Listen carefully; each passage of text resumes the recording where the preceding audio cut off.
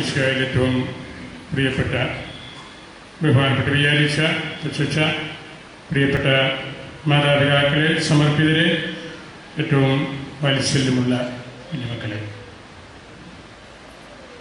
നമ്മളിന്ന് എല്ലാവരും ഇടവക ജനം മുഴുവനും ഒന്നിച്ച് പരിശുദ്ധ ബാനിയിൽ ആയിരിക്കുന്ന മണിക്കൂറുകളാണല്ലോ. നമ്മൾ ഏതാനും നിമിഷങ്ങൾ ഇപ്പോൾ വായിച്ചു കേട്ട സുവിശേഷ ഭാഗത്തെക്കുറിച്ച് ഒന്ന് ചിന്തിക്കുകയാണ്. മത്തായിയുടെ സുവിശേഷത്തിലെ പ്രധാനപ്പെട്ട ഒരു ഭാഗമാണ് ഇന്ന് നമ്മളുടെ പഠനത്തിനായിട്ട് സുറ മലബാർ സഭ നമുക്ക് നിശ്ചയിച്ച് തന്നിരിക്കുന്നത്. മത്തായിയുടെ സുവിശേഷത്തിന്റെ പ്രത്യേകത, അദ്ദേഹം അത് അറമായ ഭാഷയിൽ എഴുതിയ മനോഹരമായ ഒരു ഗ്രന്ഥമാണ്. ഏറ്റവും വലിയ സുവിശേഷവുമാണ്. ആ സുവിശേഷത്തിന്റെ പ്രത്യേകത കൊണ്ട് മറ്റ് സുവിശേഷത്തെ നമ്മൾ പഠിക്കുമ്പോഴും മത്തായിയുടെ സുവിശേഷത്തോട് ചേർത്ത് വെച്ചാണ് നമ്മളതിൻ്റെ കാര്യങ്ങൾ കൂടുതലായിട്ട് വിശദീകരിക്കുന്നതും മനസ്സിലാക്കുന്നതുമെല്ലാം. മത്തായി യൂദയ സഭയിൽ ദൈവവചനം പ്രസംഗിച്ചുവെന്ന് പരിശുദ്ധ കുർബാനയിൽ നമ്മൾ പാടുന്നുണ്ടല്ലോ. അതുപോലെ തന്നെയാണ് എത്യോപ്യൻ സഭയിലും. പുരാതനമായ സഭയാണ് നമ്മളുടേതുപോലെ എത്യോപ്യയിലുള്ള സഭ. അവിടെയും സുവിശേഷം പ്രസംഗിച്ചത് മത്തായി ശ്ലീഹ, മത്തായി സുവിശേഷകനാണ് എന്ന് വലിയൊരു വിശ്വാസം അവർക്കുണ്ട്. മത്തായിയുടെ രചനയുടെ പ്രത്യേകത വളരെ സങ്കീർണ സ്വഭാവത്തോടുകൂടെ കാര്യങ്ങൾ പറഞ്ഞ് വളരെ ആഴമായ ദൈവ ദർശനങ്ങൾ നമുക്ക് നൽകുന്ന ഒരു രചനാ ശൈലിയാണ്. അദ്ദേഹത്തെക്കുറിച്ച് എത്യോപ്യൻ സഭയിൽ ഒരു കഥയുണ്ട്.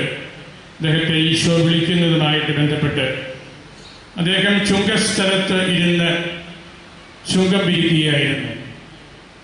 അപ്പോൾ ഈശോ അതിലെ തോളിലൊരു സഞ്ചിയും തൂക്കി കടന്നു പോവുകയാണ്.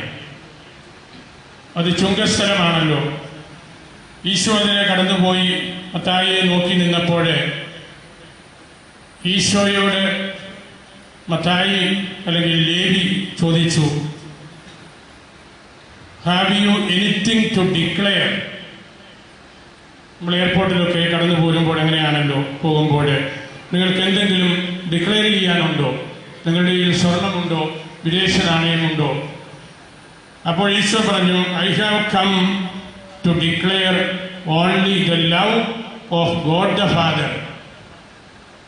ദൈവപിതാവിൻ്റെ സ്നേഹം ഡിക്ലെയർ ചെയ്യാൻ വേണ്ടി മാത്രമാണ് ഞാൻ വന്നിരിക്കുന്നത് എന്ന് ഈശോ മത്തായിയോട് പറഞ്ഞു. അപ്പോൾ മത്തായി പറഞ്ഞു, love is not taxable, you can go. സ്നേഹിക്കുന്നതിന് ടാക്സ് ഇല്ല, അതുകൊണ്ട് നിനക്ക് പോകാം.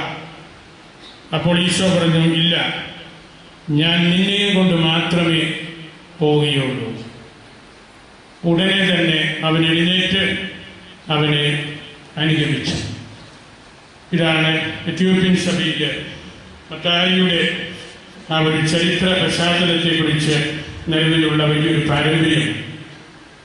അതുപോലെ തന്നെ സഭയുടെ വലിയ ദൈവവചന വിശകലനം നടത്തിയിട്ടുള്ള അംബ്രോസ് പുണ്യവാൻ പറഞ്ഞിട്ടുണ്ട്, അവനെല്ലാം ഉപേക്ഷിച്ച് പോയി, പക്ഷെ ഒരു പേന എടുക്കാൻ മറന്നില്ല മത്തായി.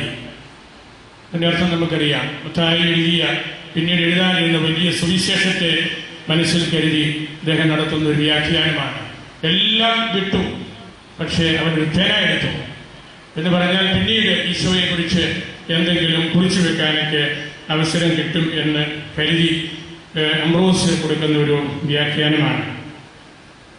ഇന്നത്തെ തിരുവചനത്തിലെ കനാനുകാരി സ്ത്രീയുടെ ആ ചരിത്രം പുറമേ നോക്കിയാൽ വളരെ കർക്കശ സ്വഭാവം നിറഞ്ഞ ഒരു ചരിത്രമാണല്ലോ.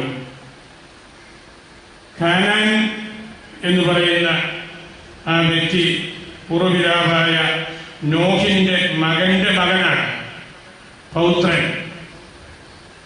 ആ മകന്റെയും കൂടെ മകന്റെ പേരാണ് സീദോൻ. അതുകൊണ്ട് ഈശോ സീദോനിൽ എത്തി കനാൻകാരി വന്നു എന്ന് നമ്മൾ വായിക്കുമ്പോൾ സാധാരണ നമ്മൾ പറയുന്ന വെറും വിജാതീയ സ്ത്രീ എന്ന് പറയുന്നത് അത്ര ശരിയാണെന്ന് തോന്നുന്നില്ല. പിതാമഹന്മാരുടെ കൂട്ടത്തില് യഹൂദന്മാരെ നോഹിനെയും പെടുത്താറുണ്ട് പ്രധാനപ്പെട്ട വ്യക്തിയായിട്ട്. നോഹിന്റെ മകന്റെ മകനാണ് കാനാന്, അവന്റെ മകനാണ് സീദോന്. അപ്പൊ ഈശോ സീദോനിൽ ചെന്നത് അല്ലെങ്കിൽ ടയറിൽ എത്തിയത്, അപ്പോൾ ഒരു കാനാൻകാരി വരുന്നത് ഒരർത്ഥത്തിൽ പറഞ്ഞാൽ ഈശോയോട് നല്ല ബന്ധമുള്ള വ്യക്തികളാണ്. പക്ഷെ ദേശവ്യത്യാസം കൊണ്ടും സാംസ്കാരിക വ്യത്യാസം കൊണ്ടുമൊക്കെ അവര് പ്രയാദികളാണെന്ന് യഹൂദന്മാരല്ലെന്ന് കരുതിപ്പോരുന്നു. ഇവിടെ തന്നെ ഈ പള്ളിക്കകത്ത് തന്നെ മകനും അതിന്റെ മകനും അല്ലെങ്കിൽ മകളും ഒക്കെയുള്ള പല കാരണവന്മാരുണ്ട്. ഈ നോഹിന്റെയും കാനാന്റെയും കാര്യം പറഞ്ഞ പോലെയാണ്. അവരാരെങ്കിലും വേറൊരു രാജ്യത്ത് പോയി വേറൊരു സംവിധാനത്തിൽ ജീവിച്ചു എന്നതിന്റെ പേരിൽ അവര് ഈ കുടുംബത്തിലെ മക്കള് ആകാതെ ഇരിക്കുന്നില്ല ഒരിക്കലും. എങ്കിലും സുവിശേഷ ഭാഷയില് കനാൻകാരി എന്നുള്ളത് വിജാതീയ സമൂഹത്തിന്റെ അല്ലെങ്കിൽ യഹൂദന്മാരുടെ ആ ഒരു കീഴ്വഴക്കത്തിന് പുറത്ത് താമസിക്കുന്ന ഒരു വ്യക്തി എന്നുള്ളതാണ് പൊതുവെയുള്ള ധാരണ. എബ്രായ ഭാഷയിൽ ഖനാൻ എന്ന് പറയുന്ന വാക്കിന്റെ അർത്ഥം തീഷ്ണത എന്നാണ്. അങ്ങനെ നോക്കുമ്പോഴും ഈ സ്ത്രീക്ക് വലിയ പ്രത്യേകതയുണ്ട്. ആർഡന്റ് ആയിട്ടുള്ള, സെലസ് ആയിട്ടുള്ള, ദൈവവിചാരമുള്ള, അതൊക്കെയാണ് ഖാനാൻ എന്ന ഹീബ്രു വാക്കിന്റെ അർത്ഥം. അപ്പൊ ആ അർത്ഥത്തിലും ഈശോയോട് ഈ കനാൻകാരി സ്ത്രീക്ക് വലിയൊരു അടുപ്പവും ഇഷ്ടവും എല്ലാം ഉണ്ട് എന്ന് ഈ മത്തായി ശ്ലീഹ നമ്മോട് പറയുകയാണ്. ഈ സുവിശേഷം കനാൻകാരി സ്ത്രീയുടെ 3 വാക്യങ്ങൾ നമുക്ക് നൽകുന്നുണ്ട്. ഒന്ന്, കർത്താവേ ദാവീദിന്റെ പുത്ര എന്നിൽ കനിയണമേ. 2, കർത്താവേ എന്നെ സഹായിക്കണമേ. 3, കർത്താവേ നായ്ക്കളും മക്കളുടെ വിരലിന്റെ ഇടയിലൂടെ വീഴുന്ന അപ്പകഷ്ണങ്ങളിൽ നിന്ന് ജീവിക്കുന്നുണ്ടല്ലോ. ഈ 3 തിരുവചനങ്ങളാണ് ഈ സ്ത്രീയുടേതായിട്ട് മത്തായി സുവിശേഷകൻ നൽകുന്നത്. കർത്താവേ ദാവീദിന്റെ പുത്ര. പിന്നെ ഒരു വളരെ പേഴ്സണൽ ആയിട്ടുള്ള കാര്യം, കർത്താവേ എന്നെ ഒന്ന് സഹായിക്കണം. നമ്മൾ സാധാരണ അത്യാവശ്യങ്ങൾ വരുമ്പോൾ പറയാറുണ്ടല്ലോ, ചേട്ടാ എന്നെ ഒന്ന് സഹായിക്കണം, കർത്താവെ എന്നെ ഒന്ന് സഹായിക്കണം, എൻ്റെ മകളെ പിശാച് കൂടിയിരിക്കുകയാണ്. ഈ അവസരങ്ങളിലെല്ലാം ഈശോയുടെ ഭാഗത്തു നിന്നുള്ള പെരുമാറ്റം ഒരർത്ഥത്തിൽ പറഞ്ഞാൽ കഠിനമാണ്. ആദ്യ അവസരത്തില് ഈശോ ഒന്നും മിണ്ടുന്നില്ല. ഈശോ മൗനം കൊണ്ട് ഇവളെ കീഴ്പ്പെടുത്തുകയാണ്, മാറ്റിക്കളയുകയാണ്. പിതാക്കന്മാർ പറയാറുണ്ട്, ഈശോ മൗനം കൊണ്ട് ഈ സ്ത്രീയെ കീഴ്പ്പെടുത്തിയപ്പോൾ അവള് തന്നെ പിടിക്കുക, അവളുടെ വാക്കുകൾ കൊണ്ട് ഈശോയെ കീഴ്പ്പെടുത്തിയെന്ന്. നമ്മൾ സാധാരണ ഏതൊരു ജീവിത പശ്ചാത്തലത്തിലും ഈ സ്ത്രീയെ, നമ്മളിൽ ആരെങ്കിലും ഒരു സ്ത്രീയാണെന്ന് ഒരു നിമിഷം ഒന്ന് ഓർത്ത് നോക്കുക. നമ്മളൊരാളിന്റെ അടുത്ത് ചെന്നൊരു കാര്യം പറഞ്ഞു, ഒന്നും മിണ്ടുന്നില്ല. പല സ്ത്രീകളും അപ്പോൾ തന്നെ സ്ഥലം വിടും. രണ്ടാമത് ഒന്നുകൂടി യാചിക്കുന്നു.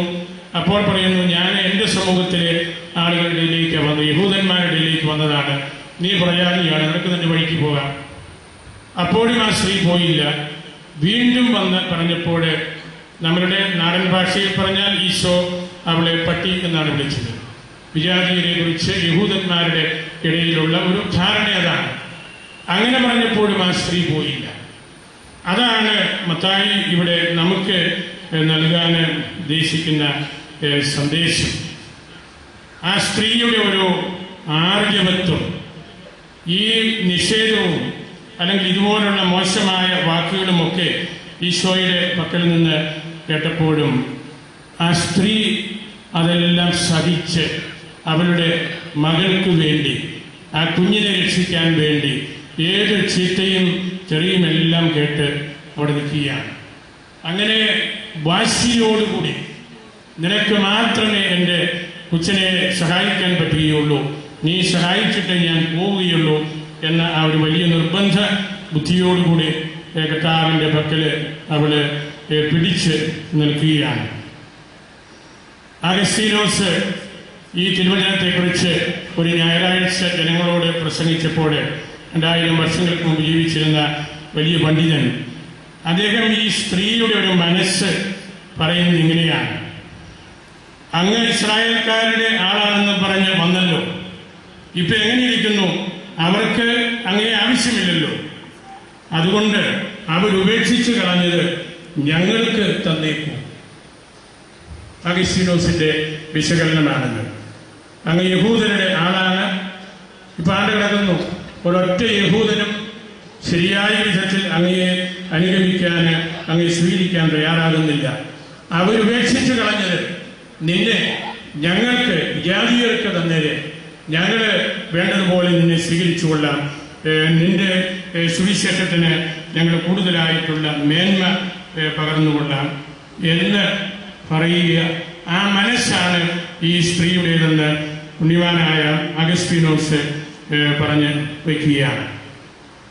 പിന്നെ ഈ സ്ത്രീയുടെ ഒരു പ്രത്യേകത, മക്കളുടെ അപ്പം നായ്ക്കൾക്ക് എടുത്തു കൊടുക്കുന്നത് ശരിയല്ല എന്ന് പറഞ്ഞപ്പോൾ ഞാൻ വിചാരിക്കുന്ന ഈ സ്ത്രീ നല്ല തമാശകാരത്തിയായി. അപ്പോൾ വേറെ ആരാണെങ്കിലും അങ്ങോട്ട് തട്ടുത്തരം പറഞ്ഞ് വഴക്കായി.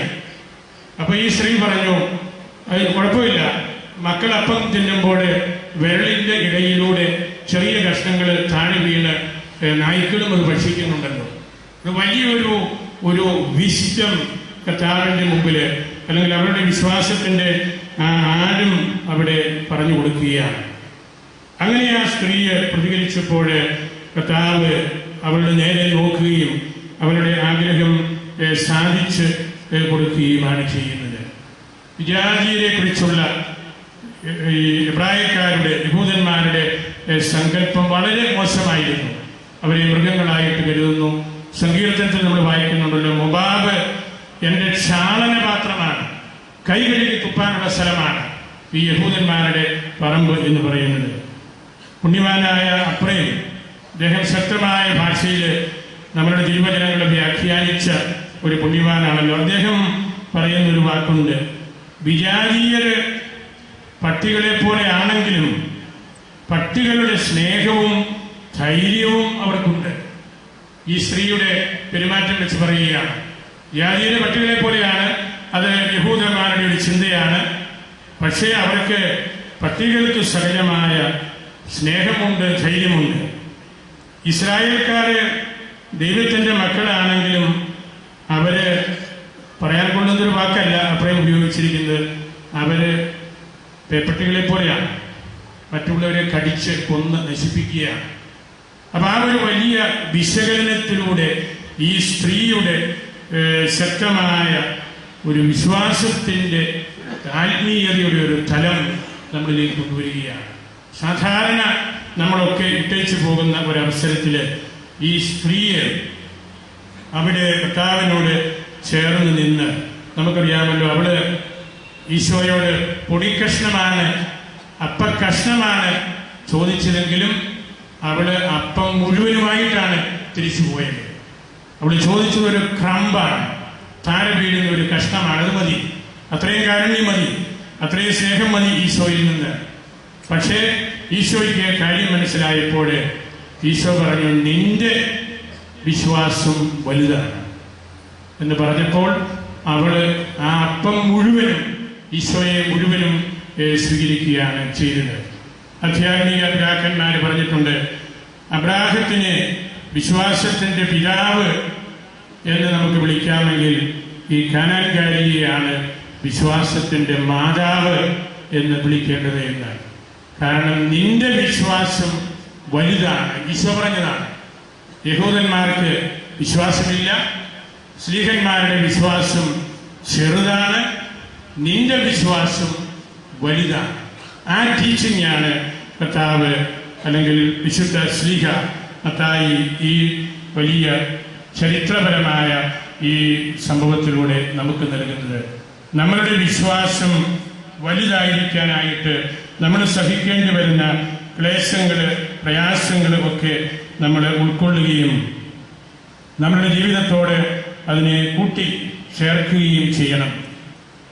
ഒരുപക്ഷെ ഒരു സ്ത്രീക്ക് മാത്രമേ അങ്ങനെ പിടിച്ചു നിൽക്കാൻ പറ്റുകയുള്ളൂ. ഇന്ന് നമ്മൾ സ്ത്രീ സമത്വം, ലിംഗസമത്വം ഇതെല്ലാം തികച്ച ഭാരതത്തിൽ ചർച്ച ചെയ്യുന്നൊരു കാലഘട്ടമാണ്. ഒരു സ്ത്രീക്ക് മാത്രമേ അത്ര വലിയ അവഗണന സഹിച്ചുകൊണ്ട് നിൽക്കാൻ സാധിക്കുകയുള്ളൂ എന്നാണ് എനിക്ക് തോന്നുന്നത്. കുരിശിന്റെ പക്കൽ നിൽക്കുന്ന അമ്മയെക്കുറിച്ച് വലിയ പണ്ഡിതന്മാർ ആ തിരുവചനം എപ്പോഴും പറയാറുണ്ട്.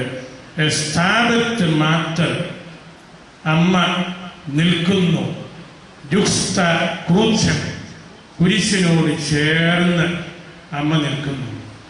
ശരിക്കു പറഞ്ഞാൽ കാൽവരിയിൽ നിന്ന അമ്മയെപ്പോലെ വേദനിച്ച ഒരാളാണ് ഈ കാനാൻകാരിയും. ഈശോയോട് ചേർന്ന് നിന്നതുകൊണ്ട് അവർക്ക് വലിയ കൃപ കിട്ടി. അമ്മയുടെ കൂട്ടത്തില് മറ്റ് ഭക്തസ്ത്രീകളും എല്ലാം ഉണ്ടായിരുന്നു. അതുകൊണ്ടാണ് പരിശുദ്ധനായ ജോൺ പോൾ രണ്ടാമൻ മാർപ്പാപ്പ അവസാന കാലത്ത് ഒരിക്കൽ പറഞ്ഞു, ഈശോ ക്രൂശിക്കപ്പെട്ടപ്പോൾ ഈശോ 12 സ്ത്രീകളെയാണ് തിരഞ്ഞെടുത്തിരുന്നതെങ്കിൽ ആ 12 പേരും കുരിശന്റെ ചുവട്ടിൽ കാണുമായിരുന്നു എന്ന് മാർപ്പാപ്പ പറഞ്ഞതാണ്. മാർപ്പാപ്പ ചുമ്മാ പറഞ്ഞതല്ല. അമ്മയും മറ്റു ഭക്തസ്ത്രീകളും കുരിശിനോട് ചേർന്ന് നിന്നു, മറ്റുള്ളവരെല്ലാം പോയി. അതുകൊണ്ടാണ് മാർപ്പാപ്പ പറഞ്ഞത് ആ തെരഞ്ഞെടുപ്പിന്റെ ഒരു പ്രത്യേകത. തെരഞ്ഞെടുക്കപ്പെട്ടവരെ പോലെ മറിയവും ഭക്തസ്ത്രീകളും അവിടെ നിൽക്കുന്നു. ഈ കാനാൻകാരി സ്ത്രീ നിൽക്കുന്നു. ഏത് അവഗണനയും ആ സ്ത്രീയെ ആത്യന്തികമായിട്ട് സഭയുടെ ഒരു പ്രതിനിധിയാണ്. സഭ ഏൽക്കുന്ന അവഹേളനം, സഭ ഏൽക്കേണ്ടി വരുന്ന, സ്വീകരിക്കേണ്ടി വരുന്ന പ്രയാസങ്ങൾ, അതിൻ്റെയൊക്കെ ഒരു ആന്റിസിപ്പേഷൻ പോലെയാണ് കർത്താവ് ഈ സംഭവത്തെ മത്തായി ശ്ലീഹായിലൂടെ നമ്മളുടെ പഠനത്തിനായിട്ട് വച്ചിരിക്കുന്നത്. ഏത് വിഷമം വന്നാലും സഭ വിശ്വാസത്തെ സംരക്ഷിക്കുകയാണ്. നമ്മളെല്ലാം കാത്തു സൂക്ഷിക്കുന്നത് സഭയാണ്. അതിൻ്റെ ഒരു പ്രാതിനിധ്യ സ്വഭാവമാണ് ഈ കാനാൻകാരി സ്ത്രീയെ കൊണ്ടു നടക്കുന്നത്.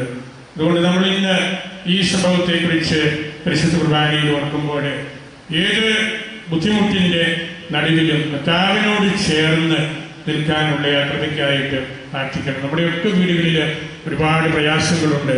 സാമ്പത്തിക ബുദ്ധിമുട്ടുകൾ ഇപ്പോൾ ഏറെയുണ്ട്. മദ്യപാനമുണ്ട്, സ്നേഹക്കുറവുണ്ട്, അയൽപക്ക വഴക്കുണ്ട്, ഭാര്യാഭർത്താക്കന്മാരുടെ മുമ്പിൽ ഇഷ്ടക്കേടുണ്ട്, മരുമകളോട് ഇഷ്ടമില്ലാത്ത കുടുംബങ്ങൾ കാണും, സ്വന്തം മക്കളോട് ഇഷ്ടമില്ലാത്ത മാതാപിതാക്കൾ കാണും. അതെല്ലാം വലിയ പ്രയാസങ്ങളാണ്. പക്ഷെ അവിടെയെല്ലാം ആ കാര്യങ്ങളൊക്കെ നമ്മൾ സഹിച്ച് നമ്മൾ നിൽക്കുമ്പോഴാണ് നമ്മൾ ഒരു കുടുംബമായി തീരുന്നത്. ആ കൃപയാണ് ഈ തിരുവചനത്തിലൂടെ, ഈ തിരുവചനങ്ങളെ നമ്മൾ പഠിക്കുമ്പോൾ, വായിക്കുമ്പോഴൊക്കെ നമ്മുടെ മനസ്സിലേക്ക് നമ്മൾ കൊണ്ടുവരേണ്ടത്. നമ്മുടെ വീട്ടിലുള്ള അമ്മച്ചിമാരെ, വല്യമ്മച്ചിമാരെ, ഏകസ്ഥരെ, മറ്റ് സ്ത്രീകളെയൊക്കെ കൂടുതൽ ആദരിക്കുന്നതിനും ബഹുമാനിക്കുന്നതിനും അവരാണ് നമ്മളുടെ ഈ വിശ്വാസത്തിന്റെ കൈമാറ്റ പ്രക്രിയയിൽ ഏറ്റവും പ്രധാനപ്പെട്ടവർ എന്നുള്ള ഒരു ചിന്ത നമ്മുടെ മനസ്സിൽ സൂക്ഷിക്കുന്നതിനുമൊക്കെ ഈ സുവിശേഷ ഭാഗം നമ്മളെ സഹായിക്കണം.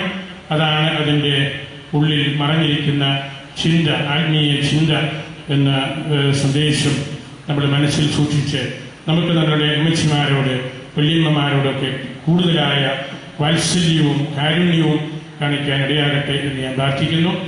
ഈ വിശുദ്ധ ബലിയിൽ പള്ളി നിറഞ്ഞ് കവിഞ്ഞ് ആളുകൾ, വിശ്വാസികൾ എത്തി നിങ്ങളെ ഇതുപോലെ ഒരുക്കി എന്നാണല്ലോ അതിൻ്റെ പിന്നിലുള്ള അർത്ഥം. നമ്മൾ ഇന്നലെ മുതൽ 4 മണി മുതൽ ഇക്കാരന്മാരെയും കമ്മിറ്റിക്കാരെയും എല്ലാം കാണുകയും നമ്മൾ ഒന്നിച്ച് പ്രാർത്ഥിക്കുകയും ഒന്നിച്ച് ഭക്ഷണം കഴിക്കുകയും എല്ലാം ചെയ്തതാണ്. PCTയുടെ സർവപ്രധാനമായ കാര്യം പരിശുദ്ധ കുർബാനയും തിരുവചന പ്രഘോഷണവുമാണ്. ആദിമസഭയിൽ മേലധ്യക്ഷന്മാർ വിശുദ്ധ ബലി അർപ്പിക്കാൻ ചെല്ലുമ്പോൾ അന്ന് ഇതുപോലെ കൃത്യമായ ഇടവക അതിർത്തികളൊന്നുമില്ല. ഒരു പ്രദേശത്ത് ചെല്ലുമ്പോൾ ആ പ്രദേശത്തുള്ള എല്ലാ അച്ഛന്മാരും, സന്യാസ വൈദികരും, അൽമായരും സമർപ്പിതരും ആ മേലധ്യക്ഷന്റെ കുർബാനയിൽ പങ്കെടുത്ത് ആ മേലധ്യക്ഷനെ കേൾക്കുക എന്നുള്ള ഒരു പാരമ്പര്യം, അതാണ് വിശുദ്ധയുടെ അടിത്തറ, ഒരു മേലധ്യക്ഷൻ ഒരു പ്രദേശത്ത് വരുന്നു എന്ന് കേൾക്കുമ്പോൾ അവിടെയുള്ള എല്ലാവരും അതിൽ വരുന്നു. ഞാൻ വിശുദ്ധിക്ക് വരുമ്പോൾ ഒരു കുർബാന മതി എന്ന് വിചാരിച്ചന്മാരോട് അല്പം കർക്കശ്യം കാണിക്കുന്നതും അതാണ്.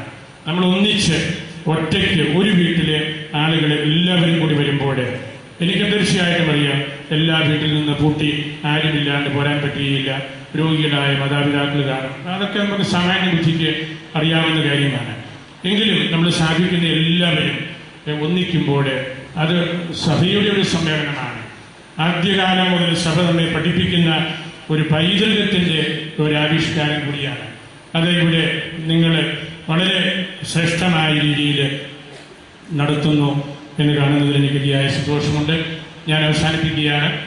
ഈ ഇടവകയിൽ പ്രവർത്തിക്കുന്ന ഭക്ത സംഘടനകളെ കുറിച്ചെല്ലാം ഇന്നലെ 1 മണിക്കൂറോളം പരസ്പരം നമ്മൾ പങ്കുവച്ചു. ഈ ഇടവകയുടെ ചരിത്രം ഇന്ന് ബഹുമാനപ്പെട്ട വിയാരിച്ചന് വളരെ വിശദീകരിച്ചുകൊണ്ട് ആരംഭകാല ചരിത്രത്തിലേക്ക് പ്രത്യേകിച്ച് അച്ഛൻ നമ്മളെ നയിച്ചു. അങ്ങനെ നമ്മളെക്കുറിച്ച് തന്നെ അറിവുള്ളവരായിട്ടാണ് നമ്മളിവിടെ ഇരിക്കുന്നത്. നമുക്കിനിയും പൊതുയോഗം, സെമിത്തേരി സന്ദർശനമൊക്കെ ഉള്ളതുകൊണ്ട് ഞാൻ അവസാനിപ്പിക്കുകയാണ്. ഈ ഇടവകയെ നയിക്കുന്ന സ്നേഹബഹുമാനപ്പെട്ട വിയാരിച്ചനെ പ്രത്യേകമായിട്ട് ഞാൻ ഓർക്കുന്നു. അദ്ദേഹം വളരെ പഠിപ്പുള്ള, ഡോക്ടർ ബിരുദമുള്ള കാലിനിസ്റ്റാണ്, നല്ലൊരു അധ്യാപകനാണ്, പ്രഭാഷകനാണ്. ഞാൻ ഒരിക്കലും നിങ്ങളോട് പറഞ്ഞതാണ്, രൂപതയുടെ നൈയാമികമായ കാര്യങ്ങളിൽ എനിക്ക് വ്യക്തിപരമായിട്ടും എപ്പോഴെങ്കിലും സംശയം തോന്നിയാൽ അച്ഛനോട് ഞാൻ ചോദിക്കും. അച്ഛൻ യാത്രക്കിടയിലാണെങ്കിൽ പോലും കൃത്യമായിട്ട് അത് പറഞ്ഞു തരാൻ അറിവുള്ള മനുഷ്യനാണ്. അദ്ദേഹത്തിന്റെ ക്ലാസ്സും അദ്ദേഹത്തിന്റെ രൂപതയോടുള്ള ബന്ധവുമെല്ലാം ഈ അവസരത്തിൽ ഞാൻ പ്രത്യേകമായിട്ട് ഓർക്കുന്നു. അദ്ദേഹം ഈ ഇടവകയ്ക്ക് വളരെ കാര്യക്ഷമതയുള്ള ഒരു നേതൃത്വം നൽകുന്നുണ്ടെന്ന് ഇവിടെ വന്ന അവസരത്തിലെല്ലാം തിരിച്ച് ഇന്നലെയും ഇന്നുമായിട്ട് എനിക്ക് അനുഭവിച്ചറിയാൻ കൂടെ സാധിച്ചു. 1 മാസം മുമ്പ് ഞാൻ ഗ്രോട്ടോ വെഞ്ചരിക്കാൻ വന്നപ്പോഴും നിങ്ങളിൽ ബഹുഭൂരിപക്ഷം ആളുകളെയും കണ്ടതാണ്. അച്ഛനെ നിങ്ങൾക്കിവിടെ വികാരിയായിട്ട് കിട്ടിയത് വലിയൊരു ഭാഗ്യമാണ്. അതുപോലെ കൊച്ചച്ഛനും പഠിപ്പും സാമർഥ്യവും നല്ല കഴിവുമുള്ള വ്യക്തി. ഇന്നലെ ഞാൻ പ്രതിനിധി യോഗത്തിൽ പറഞ്ഞു, ഇതുപോലെ 2 പേരെ ഒരു ഇടവകയിൽ കിട്ടുക അത്ര എളുപ്പമല്ല. അത് ഒരു പ്രത്യേക സാഹചര്യത്തിൽ അങ്ങനെ ദൈവം അങ്ങനെയാക്കി എന്ന് മാത്രമേ ഉള്ളൂ. കാരണം ഇവർ 2 പേരും ഒത്തിരി വ്യത്യസ്തമായ കഴിവുകളുള്ള വ്യക്തികളാണ്. നിങ്ങളുടെ ഭാഗ്യം കൊണ്ട് കിട്ടിയതാണ്. ഒരു 2 പേരെയും ഞാൻ പഠിപ്പിച്ച 2 കുട്ടികളാണ്. ഇപ്പം കണ്ടാൽ അവരാണ് ഗുരുക്കന്മാരെന്ന് തോന്നുന്നു. അത് അവരുടെ സാമർഥ്യം കൊണ്ടാണ്. എനിക്ക് കൊച്ചുനാളം മുതൽ ഇവരെ 2 പേരെയും അറിയാം. നല്ല ക്രൈസ്തവ പാരമ്പര്യമുള്ള കുടുംബത്തിൽ നിന്ന് വന്ന് കടുപ്പിലച്ഛന് റോമിലൊക്കെ ദീർഘനാള് പഠിച്ച് അദ്ദേഹത്തിന്റെ സാമർഥ്യം വെളിവാക്കി. ഇതുപോലെ കോടങ്കരച്ഛനും ഒരു പ്രത്യേക ഒരു വിശിഷ്ടമായ വിഷയത്തെക്കുറിച്ച് പഠിച്ചയാളാണ്. അതൊക്കെ ആ മേഖലയിലൊക്കെ മാസ്റ്റർ ബിരുദമുള്ള വ്യക്തികൾ നമുക്ക് വളരെ കുറവാണ്. അത്തരത്തിലൊക്കെ അവരുടെ സാമർഥ്യം കൂടി ഇടവകയ്ക്ക് ദൈവാനുഗ്രഹത്തിന്റെ അവസരമായിട്ട് ഞാൻ പ്രാർത്ഥിക്കുന്നു. ഈ ഇടവകയിൽ പ്രവർത്തിക്കുന്ന 2 മഠത്തിൽ താമസിക്കുന്ന ബഹുമാനപ്പെട്ട സിസ്റ്റേഴ്സിനെയും സ്നേഹത്തോടെ ഓർക്കുന്നു. അവരുടെ പ്രസക്തി വിചാരിച്ചന് വളരെ ഷാർപ്പായിട്ട് ഇവിടെ പറഞ്ഞു കഴിഞ്ഞു. അവരിപ്പോഴും പ്രത്യേകിച്ച് ആ സമൂഹം നമ്മുടെ രൂപതയുടെ ആധ്യാത്മിക കാര്യത്തോടെ ഇടവക പ്രവർത്തനത്തോടൊക്കെ വളരെ താല്പര്യപൂർവ്വം പെരുമാറുന്ന സിസ്റ്റേഴ്സാണ്. ഇവിടെയുള്ളവർ കൂടുതലായിട്ട് ആ കാര്യത്തിൽ ശ്രദ്ധിക്കുന്നവരാണെന്ന് എനിക്കും അനേക തവണ ബോധ്യമായിട്ടുണ്ട്. നിങ്ങൾ മാതാപിതാക്കളെ പ്രത്യേകമായിട്ട് ഞാൻ ഓർക്കുന്നു. നിങ്ങളാണ് ഈ ഇടവകയുടെ പ്രകാശ ഗോപുരങ്ങളായിട്ട് നിൽക്കുന്നവർ. നിങ്ങളുടെ ആഠ്യര്യം ഈ ഇടവകയുടെ ഭൗതിക സമ്പത്തും. ഇത് 640 കുടുംബങ്ങളുള്ള വീടാണ്. നമ്മുടെ രൂപതയിലെ വലിയൊരു ഇടവകയും കേന്ദ്രവുമാണ്. അപ്പോൾ നിങ്ങൾ മാതാപിതാക്കൾ, സമർത്ഥരായ മാതാപിതാക്കൾ ഇവിടെയുണ്ട്. ചെറുപ്പക്കാർ, മക്കള്, കുട്ടികൾ. ഞാനിവിടെ വന്ന അവസരത്തിലൊക്കെ തോന്നിയിട്ടുണ്ട് നമ്മുടെ കുട്ടികൾ മുട്ടുമുട്ടിക്കരായ ആൺകുട്ടികളും കൊച്ചു പെൺകുട്ടികളുമാണ്. അവരെ അച്ഛന്മാരാക്കാനും സിസ്റ്റേഴ്സാകാനും ഒക്കെ നിങ്ങൾ വീട്ടിൽ നിർബന്ധിക്കേണ്ട. അവരോട് അതിൻ്റെ പ്രസക്തിയെക്കുറിച്ചൊക്കെ പറഞ്ഞുകൊണ്ടിരുന്നാൽ മതി. ഈ ഇടവകയിൽ ഇനിയും നമുക്ക് നല്ല അച്ഛന്മാരും സിസ്റ്റേഴ്സും ഉണ്ടാകണം. അതിനേറ്റവും പറ്റിയ ഒരു കുട്ടികളുടെ സമൂഹം ഇവിടെയുണ്ട്. ആ കുട്ടികളോട് നല്ലതുപോലെ പെരുമാറാൻ അറിയാവുന്ന വികാരിയച്ഛനും കൊച്ചച്ഛനും സിസ്റ്റേഴ്സുമാണ് നിങ്ങൾക്കുള്ളത്. നിങ്ങളെല്ലാവരെയും ഞാൻ പ്രത്യേകമായിട്ട് ഓർക്കുന്നു. മദ്യപാനം തുടങ്ങിയ വിപത്തുകൾ, തെറ്റുകൾ, തിന്മകളിൽ നിന്ന് എല്ലാവരും മാറി നിൽക്കണം. നമ്മുടെ ഒരു കാർഷിക മേഖല കൂടിയാണ്. കൃഷിയെ സ്നേഹിച്ചും കൃഷി വിഭവങ്ങൾ നമ്മളുടെ പറമ്പിൽ നമുക്ക് വേണ്ട ഭക്ഷ്യവിഭവങ്ങൾ നമ്മളുടെ പറമ്പിൽ കൃഷി ചെയ്യുന്നതുമൊക്കെ ഈ മണ്ണിനെയും പ്രകൃതിയെയും സ്നേഹിക്കാൻ കൂടെ നിങ്ങൾ പഠിക്കണം. നല്ലൊരു ഇടവക സമൂഹമായിട്ട് വളർന്ന് നമ്മുടെ രൂപതയിലെ ഏറ്റവും പ്രധാനപ്പെട്ട ഒരു കേന്ദ്രമായിട്ട് ഇനിയും നിലനിൽക്കട്ടെ എന്ന് ഞാൻ പ്രാർത്ഥിക്കുന്നു. അൽഫോൻസാമ്മയോട് മധ്യസ്ഥം പ്രാർത്ഥിക്കാം. കർത്താവ് നമ്മെ എല്ലാവരെയും സമർത്ഥമായി അനുഗ്രഹിക്കും.